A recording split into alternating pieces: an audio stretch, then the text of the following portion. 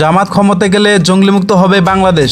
জামাতে ইসলামের কেন্দ্রীয় কর্মপরিষদের সদস্য ও ঢাকা মহানগর দক্ষিণের সেক্রেটারি ডক্টর শফিকুল ইসলাম বলেছেন, রাষ্ট্র সংস্কারের জন্য আগে মানুষ হিসেবে, নাগরিক হিসেবে নিজেদের সংস্কার করা প্রয়োজন। সেই কাজটি জামাত করে যাচ্ছে। জঙ্গিমুক্ত হবে বাংলাদেশ। শুক্রবার 13 সেপ্টেম্বর রাজধানীর হাজিরাবাগ পূর্ব থানার জামাতে ইসলামী সম্মেলনে প্রধান অতিথির বক্তব্যে তিনি এসব কথা বলেছেন। তিনি বলেছেন, সোনার বাংলার জন্য আগে সোনার মানুষ তৈরি করতে হবে। সোনার মানুষ তৈরি করতে জামাতে ইসলামের কাজ করছে। নৈতিকতা, আদর্শ ও চরিত্রবান নাগরিক তৈরি করার সেরা সংগঠন বাংলাদেশ জামাতে ইসলামী। তিনি বলেছেন, জামাতের ইসলামী কখনো রাষ্ট্রীয় ক্ষমতা দখলের জন্য আন্দোলন করে না। জামাতে ইসলামীর আন্দোলন করে ইসলামের সুমহান আদর্শের ভিত্তিতে একটি কল্যাণ রাষ্ট্র প্রতিষ্ঠার জন্য।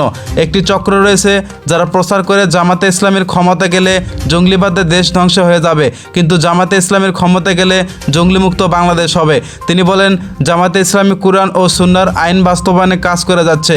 ইসলাম ছাড়া বৈষম্যহীন রাষ্ট্র গঠন করা সম্ভব হবে না। তিনি আরও জানান, জামাতে ইসলামী মনে করেছেন